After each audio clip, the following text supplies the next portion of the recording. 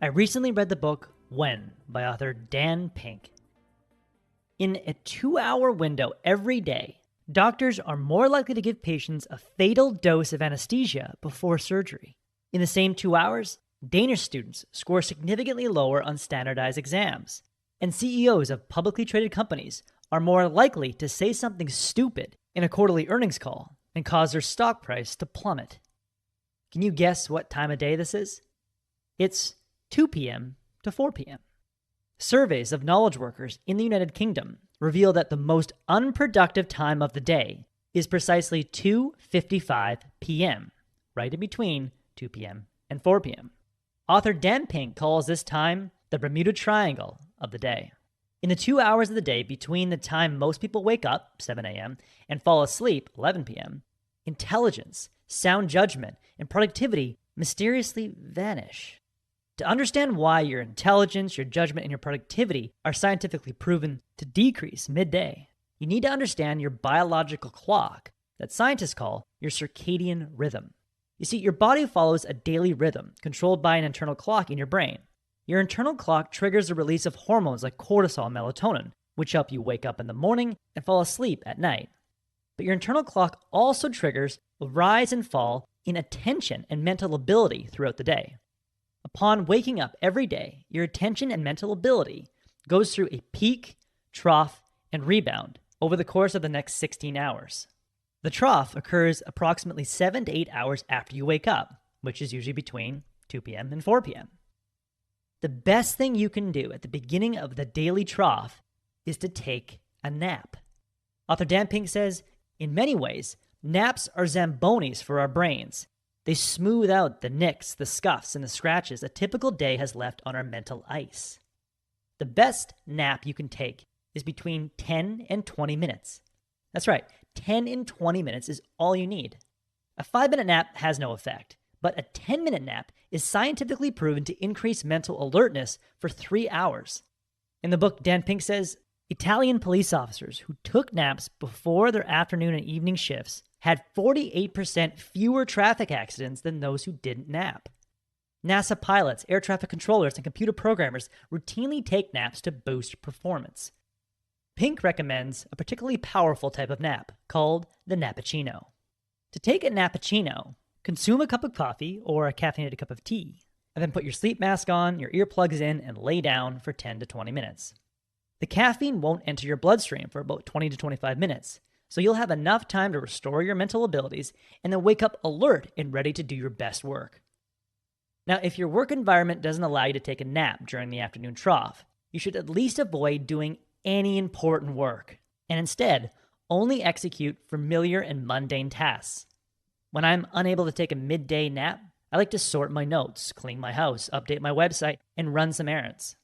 But if you absolutely must do important work, make sure that you're following a step-by-step checklist to avoid making costly mistakes. Because remember, in the trough, you are prone to making costly mistakes. Ideally, your most important work should be reserved for the time before and after the trough, when your attention peaks and rebounds. The science reveals that the type of work you should do during the peak is different than the work you should do during the rebound. All important work falls into 2 categories: logical work and insight work. Logical work is typically completed using the left side of the brain. Words associated with logical tasks include clarify, organize, explain, structure.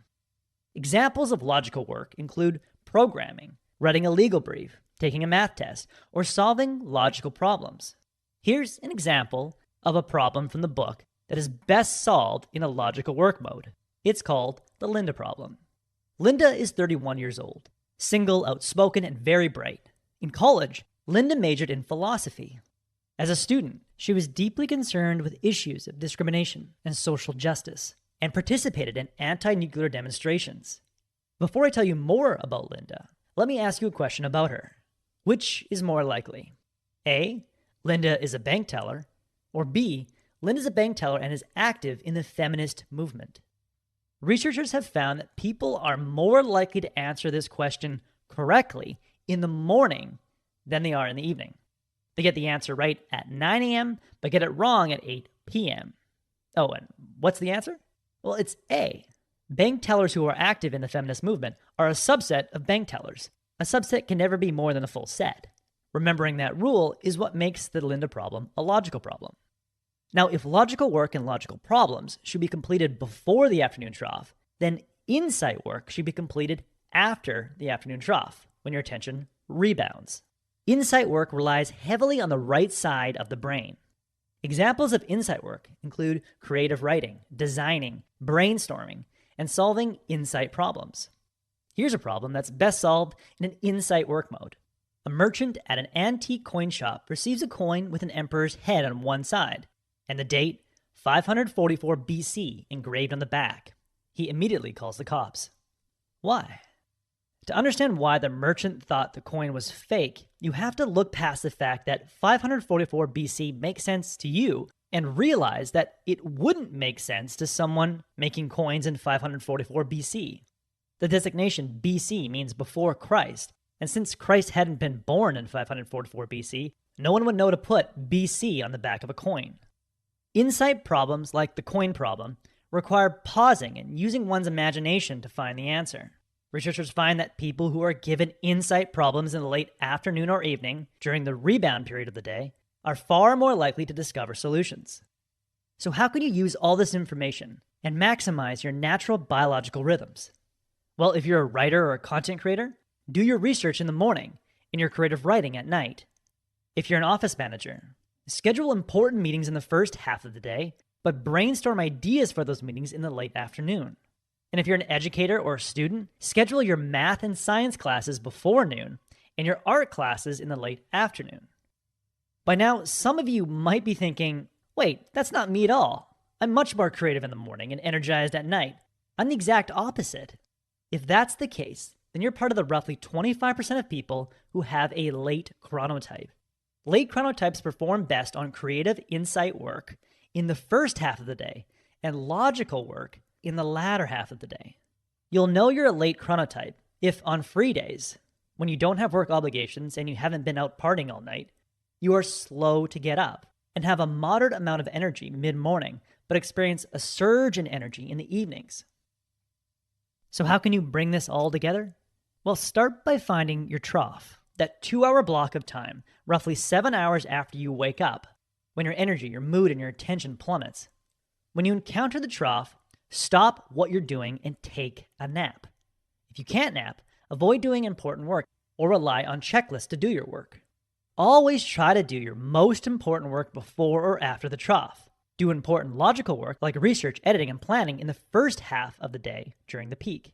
And do important insight work like brainstorming and designing in the latter half of the day during the rebound. But if you're the roughly 25% of people who have a late chronotype, do the opposite. Do creative work in the morning and logical and structured work in the late afternoon and evening. The goal is to match your chronotype with the time of day and the task at hand. Because when you do work can be just as important as what you do and how you do it. That was the core message that I gathered from When by Dan Pink. This book contains several fascinating insights on the importance of timing. I highly recommend it. If you would like a one-page PDF summary of insights that I gathered from this book, just click the link below and I'd be happy to email it to you. If you already subscribe to the free Productivity Game email newsletter, this PDF is sitting in your inbox. If you like this video, please share it. And as always, thanks for watching and have yourself a productive week.